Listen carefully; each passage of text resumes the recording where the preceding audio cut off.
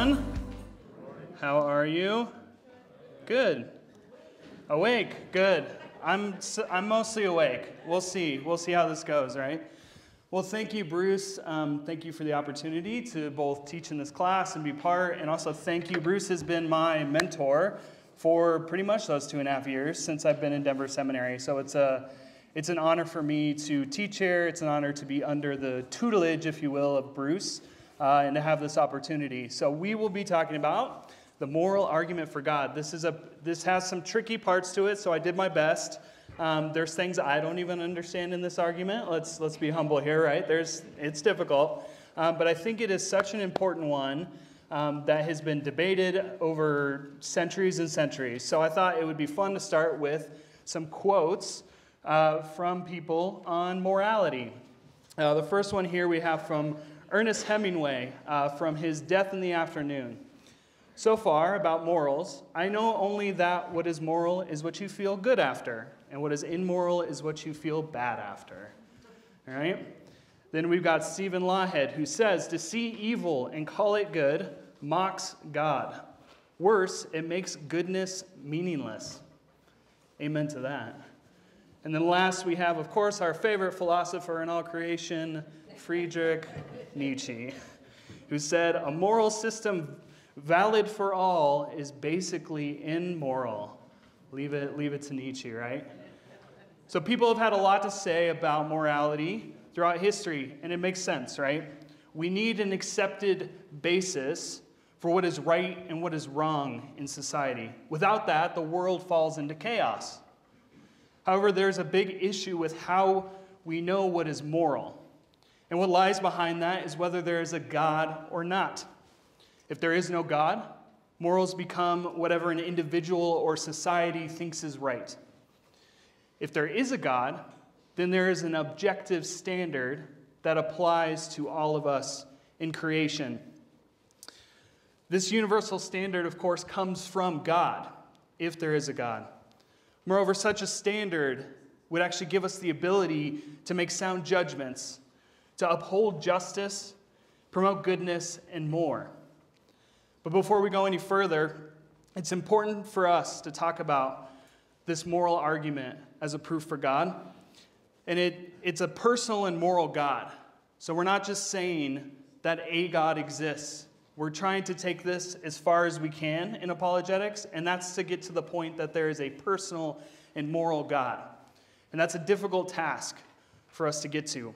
And I do want to say, with this apologetic method, to just be clear, there is still a gap in the gospel, even if we get this argument down solid.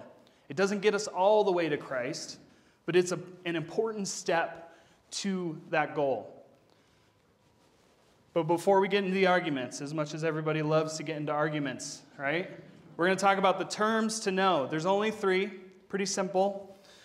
These 3 terms are key for today. We have morality, which of course is principles concerning the distinction between right and wrong or good and bad behavior. Then we have moral relativism, or what I will call most often subjective morality. This means there is no universal or absolute set of moral principles by which all people's actions are judged. Instead, morals are determined by a culture or individual. Moreover, all moral claims are equally valid.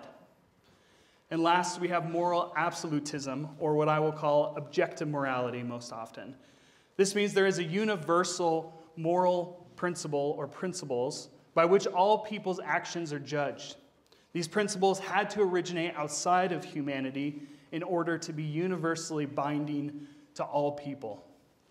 So our goal for today is to, 1, to prove the existence of objective morality, and 2, to show that a personal and moral God is the best explanation for the existence and knowledge of that objective morality. So how do we start? Where do we start when we go to prove that objective morality exists? There's a lot of different arguments we could use, a lot of different ways we could talk about this, but I'm going to stick with just 2. And one of them, Bruce mentioned from last week, is conscience. So we're going to start there in conscience. So I think from the moment any of us had conscious thought, we had a sense of what was right and wrong. And let me ask all of you this. Did you have to teach your child how to lie? Probably not. Also, did your child show guilt when they were found out for lying? I would guess so. Did you have to teach them how to feel guilt? Probably not. Within us is this sense of what is right and wrong. People didn't have to teach us. And I remember this funny story when I was putting this together. When I was about 5 years old, I got in trouble for something at home. I was sent to my room. I was very angry being sent to my room. As I'm storming to my room down the hall, I stop at my parents' door. And I decide, you know what? I'm going to kick this door. So I take a foot and I kick it. And it's one of those very thin doors, right? It's not a full wood door. And I put a hole in the door, right? I get back to my room, I'm sitting there, and I feel horrible. I know what I did was wrong. I know that I shouldn't have done that to my parents. I shouldn't have acted in anger. And believe it or not, no one told me or taught me that I shouldn't kick in my parents' door. That wasn't a moral lesson that anyone taught me. But I knew it was wrong. And my favorite part is I got to relive that memory every day, as my parents did not replace the door. They basically plastered over it. So for the 6 years we lived in Alaska, I walked by every day and see the error of my ways. But guilt is a very powerful thing that we all feel that no one has to explain to us. We just know it's right and wrong. And another question, talking about intuition here. How many of you have ever said something just feels right or it feels wrong? There's no reason. You can't say, oh, here's exactly why this moral is right or wrong. It just feels that way. That's an intuitive feeling inside of us.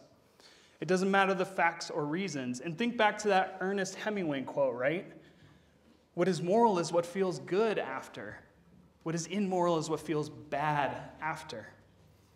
There's this sense inside of us. And with the guilt argument and with intuition, there has to be something or someone that put that there. Because again, we weren't taught that. It's just in there. And now I'll say with the intuition argument here, if you're dealing with someone who's maybe a little more intellectual or heady, this might not be a very effective argument, but it's a good one for people who are more feeling types or have an instinct. They're kind of gut people, if you will. I think it's very, very helpful when you talk to people like that. But you kind of see atheists and believers all kind of have both of these guilt and intuition feelings, this sense of right or wrong. We have this inherent part of us that's triggered when a moral decision comes up. Now, I will say with intuition as well that some people's intuition can be off, so don't take their intuition as fact, right? But it's there for some reason. That's what we're pointing to. That something or someone put that there, and we would say that's God. So last to consider is absolute evil. This is a fun one, and you don't have to look very far to find examples of absolute evil. And almost anyone with these examples I'm going to share in a minute here would say that these are absolutely wrong. And if they don't, there's probably something wrong with their sanity. And so I would say pray for those people. And it's easy for people who are subjective moralists to say, oh, you know what? Well, sometimes stealing's okay, right? Sometimes lying's okay, which that one I would say, right? We could talk about the Holocaust and hiding Jews. But when you push it to the limit, when you push it to visceral, difficult examples, most people will break and say that it is always wrong, which is an objective claim. And these are the statements. Number one, it is always wrong to torture the innocent for pleasure. Number two, rape is always wrong. And three, murdering without justification is always wrong. Again, I seriously doubt that any sane human being would argue the opposite. They might say, yeah, so objective morality might exist. We've got good examples here, good arguments, right? But that doesn't that doesn't mean that there's something or someone out there who's placed this sense of morality inside of us. And plus, we see different ways of morality playing out throughout all society. Here's the problem, though. We see too many consistent moral principles showing up over and over and over again throughout history, throughout cultures. We see similar moral principles coming up, which is the next argument, from consistency. And here is a great quote from an anthropologist, Clyde. It's hard to say his name. Clucone? Anybody know origin of that? Yeah? Okay. Thank you, Diane. So this is what he had to say. I think this is such a great quote. Every culture has a concept of murder, distinguishing this from execution, killing in war, and other justifiable homicides. The notions of incest and other regulations upon sexual behaviors, the prohibitions upon untruth under defined circumstances, of restitution and reciprocity, of mutual obligations between parties and children. These and many other moral concepts are altogether universal. C.S. Lewis also observed consistencies across cultures and time in his book, The Abolition of Man.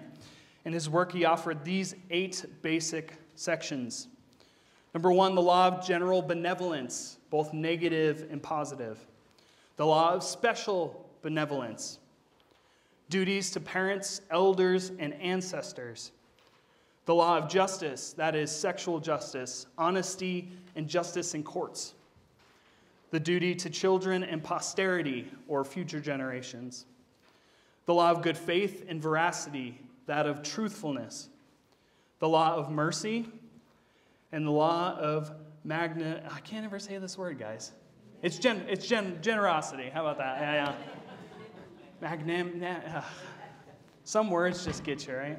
I could say like a hard Hebrew name, but I can't say that. So here we see between the Clyde, our anthropologist, and C.S. Lewis, that there's this consistency across cultures and times. And it's important here to stop and talk briefly about the difference between rules and moral principles. The moral principle may be duty to parents, but the rule, meaning how that principle is played out, might look different from culture to culture. And for some, they may take that and say, look, it's not the same moral principle. We do things differently. But think about this. In Japan, the moral principle to care for one's elderly parents is that the family itself is the primary care providers. But in America, it might be that the child's duty to the parent is to procure good medical care in a long-term facility. The rule is different. The way they do that is different, but the moral principle remains the same. So it's misleading for people to say, well, it's done differently, so it must be different. There is an objective moral standard we see from these lists. These common things keep appearing. And whether we are conscious of it or not, there is some kind of law or lawgiver guiding us in this morality. And before we go discovering who that someone is, I'm sure everybody knows where we're going with that, we have to look at the major arguments against objective morality. And that's where subjective morality comes in. If morality did not originate outside of humanity, so it's not objective, it had to come from within humanity. And there are 2 sources for this. The first is cultural relativism, which means following the moral principles of a given culture. These principles are whatever is considered the standard of a particular group of people, usually the majority in that culture. Second is individual moralism. Moral principles are determined entirely by the individual. It doesn't matter what any culture, religion, or society says. It is all about what you believe is right or wrong. So let's start with cultural relativism. This is a very popular one in our day in America and throughout the world. People will say that what is moral is what the group decides, what culture decides. Let's ignore the fact that it's very difficult to even define culture and who falls into that culture. But there's plenty of examples of cultural relativism that's out today. For instance, it's perfectly moral in the US to eat beef, right? But in India, it's not. Moderate consumption of alcohol in the US is generally morally accepted. But in the Middle East, it is immoral. Wearing shorts as a woman in the US, completely acceptable. But in places like Iran, Saudi Arabia, and Sudan, it is completely unacceptable. So these are cultural differences that don't have huge ethical implications, right? But what about the ones that do have ethical implications? What about the Nazis believing that Jews were inferior and needed to be exterminated? Or the Chinese who used to bind the feet of girls so that their feet would grow smaller and smaller because it was a sign of beauty? Or in the American South, when it used to be okay for people to lynch black people for no reason other than the color of their skin. Or in Africa still, many African countries mutilate female genitalia. And only after this is done can a woman marry. Those are perfectly acceptable cultural, moral things in those times and places.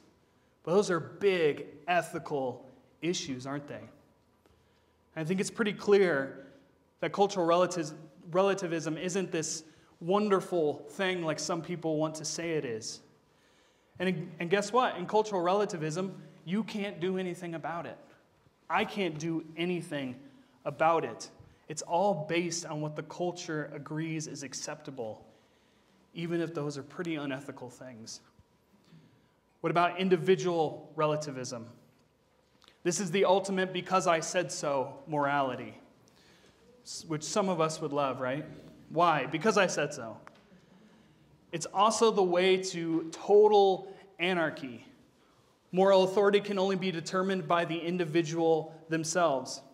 If my moral system is that all things are permissible, then I can go around stealing, murdering, lying, discriminating, doesn't matter, whatever I want to do. And if it's all permissible to me, then it doesn't matter what anyone else thinks. And you know what? Again, there's nothing you can do about it. You can't judge me. You can't stop me.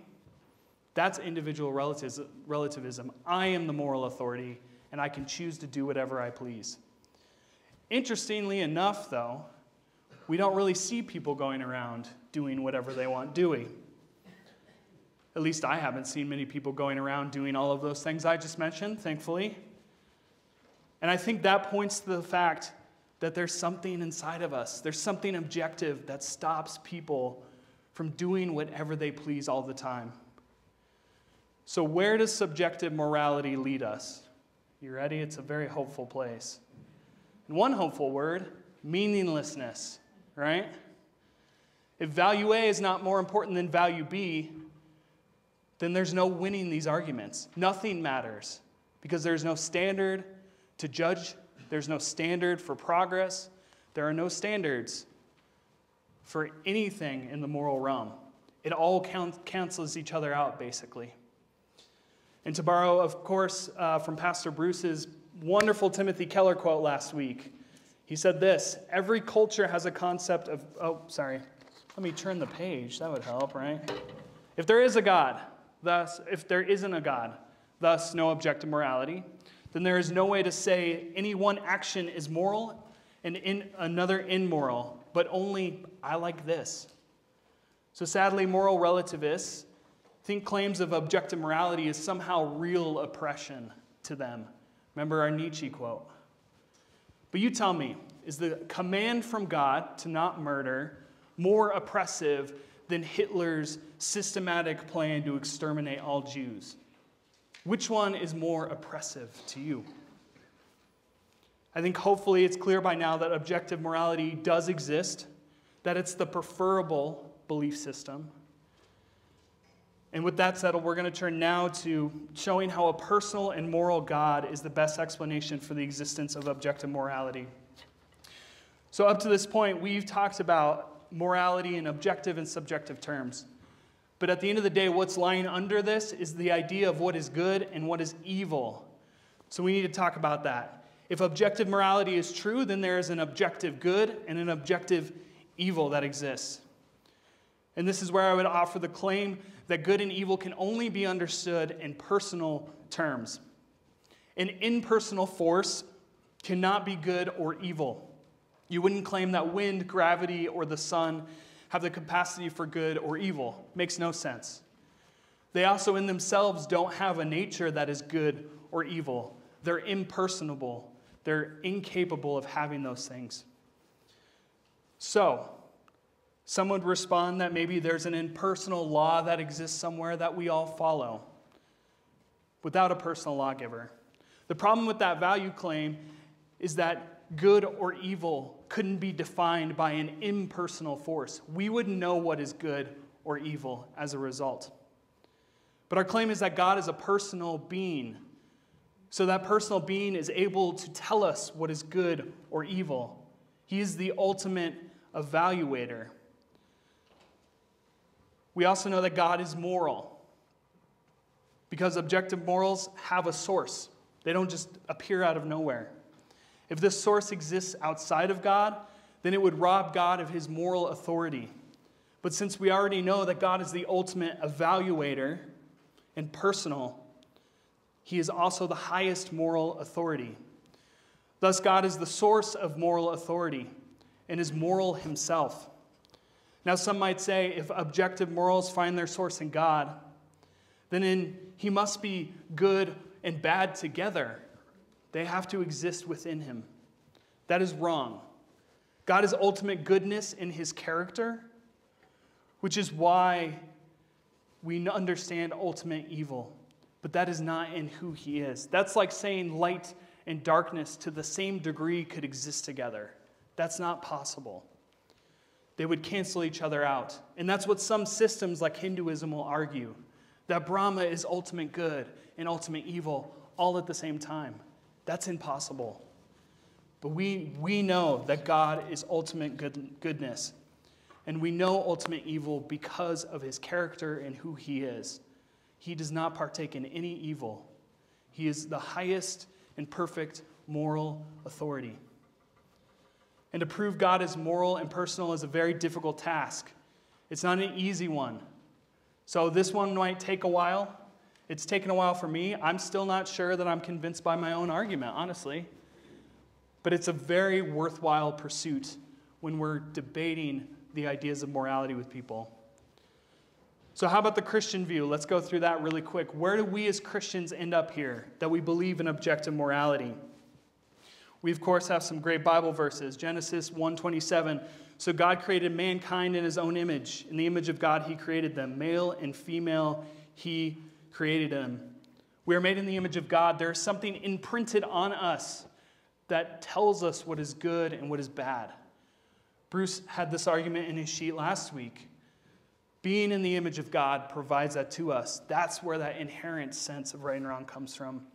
Genesis 2:17, but you must not eat from the tree of the knowledge of good and evil. Notice how good and evil exist prior to our knowledge as humans about it. That doesn't mean we created morality. It was already in existence. What about Romans 2:14 through 15? We all know this one. And since I'm a little short on time, I'm going to skip it. But we know that people live morally without realizing the law or God himself. That's interesting. And then, of course, Mark 10:18b, which says that no one is good except God alone. That's where we know God is good and moral. So where does this lead us? Why does this matter? The moral argument matters because it's useful as an apologetic method. The moral argument also helps us prove that objective existence of good and evil. And last, objective morality guides us in the way we live. And you can look up Galatians for that one. And we'll get to these in a minute. But I wanted to share before I close here one very, very, very important objective moral truth for all of you. It's the silver bullet in all of the arguments, and I haven't brought it up to this point. But here it is. Under no circumstance do you ever cut in line on your way to get coffee during your break in Sunday school. Let's come back together. So, before we get into discussion time, I want to talk about 3 potential helpful conversation tools that you can use with people when it comes to the moral argument. Number 1 is who says. So people constantly make moral statements. Next time you encounter someone who maybe makes a moral statement you want to challenge, simply ask the person who says.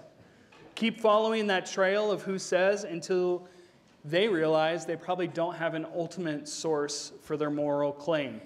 I actually did this with a family member once. When we brought up a theoretical idea, I said, who says? She said, well, my parents. I said, well, who told them? Well, their parents. Who told them? Right? You just follow it. And eventually there's some place where there's not an actual ultimate moral authority. So it's a helpful tool to find out what people's moral authority is, where they're getting it from.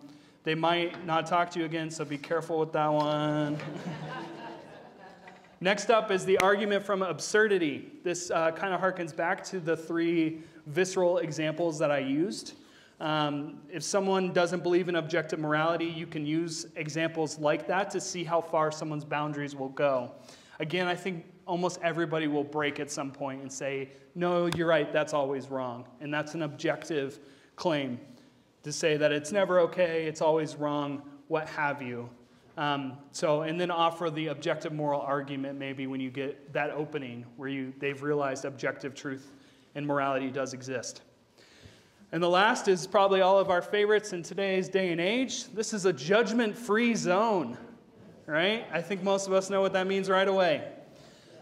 People often like to reject being judged while also judging others. It's an interesting phenomenon, isn't it?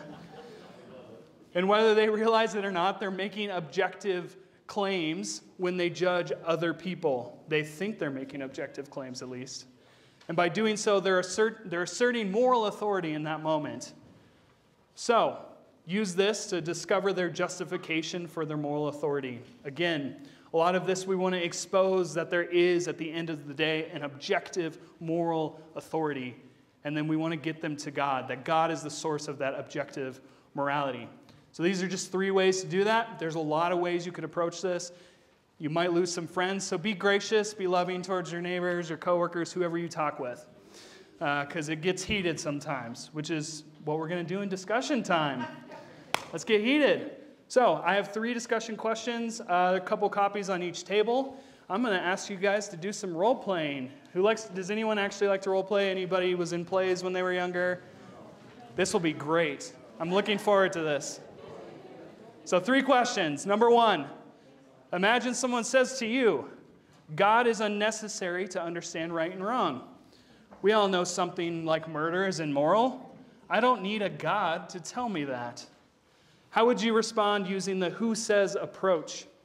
Have one group member take the atheist position, have another or a couple of you argue using the who says. And what are the strengths and weaknesses in these arguments? What is the strength and weakness in the who says argument? Next, imagine you're talking with a neighbor and you get into a debate about morality. That would be fun. They say to you, it's all well and good that your religion works for you.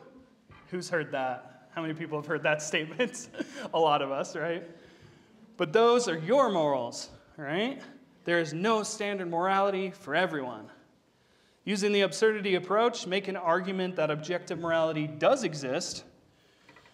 Have one group member, of course, take the subjective moral side, that there is no overarching morality for all of us, and a couple of you take the position of absurdity. And again, what are the strengths and what are the weaknesses? None of these are ironclad approaches. And last, imagine a coworker is talking to you about the current state of society. They say something like, no one ever has the right to judge anyone else. Yeah. Yet all these closed-minded Christians, we're closed-minded, aren't we? Keep telling me how to live. They need to be more open-minded. All right, have one group member take the position of the judgment-free. So where do they get their moral authority? They say you can't judge, yet they've judged us all. Right? So work with them on where they think they can make a moral authority statement like that. You can't judge me, but I'm going to judge you. So spend some time doing that. Get your role play on. Enjoy it. It's kind of fun. Come on, it can be as fun as you make it, right? So go for it.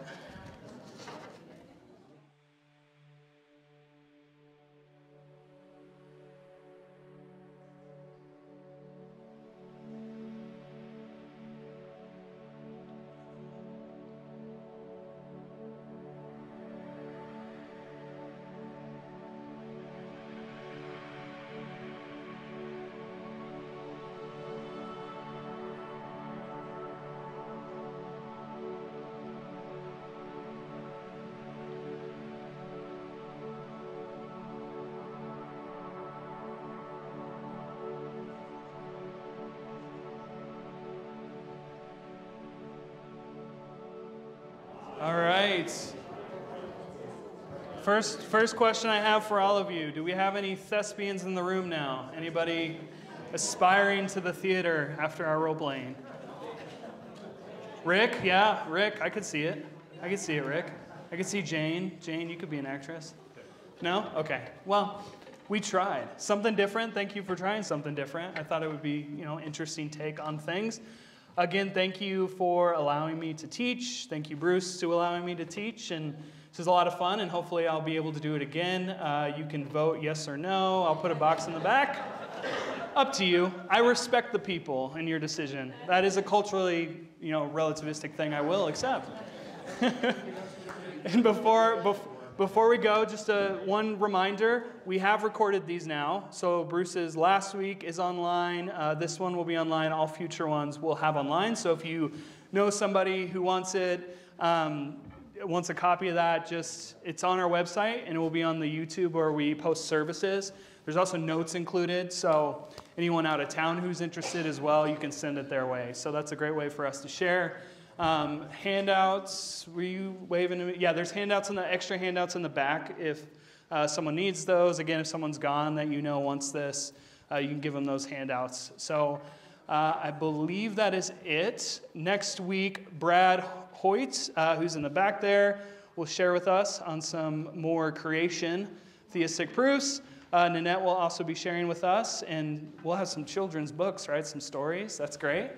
So that will be next week. We'll stick in the theistic proof realm for now, and then we'll see where we go. Bruce has been very lax about this, which I appreciate, because it's fun. There's a lot of things to talk about, obviously. But before we go, I would love to pray for us. God, thank you so much for creating us. Thank you so much that you have revealed to us what is right and wrong, that you've given us a sense of good and bad. Help us to be discerning, help us to be faithful, help us to engage our neighbors, coworkers, friends, family, whoever it is, to engage them faithfully from a spirit of love, that they ultimately may see you. That is why we do this. This is why we do apologetics, is so that people may come to know the grace of you, of which you did for us through your Son on the cross, who was raised to life. That is ultimately the reason we do it. So let us never forget the gospel, and let us never forget to be compassionate and gracious towards those around us. And above all, let us be courageous in proclaiming truth and proclaiming your name to all we encounter.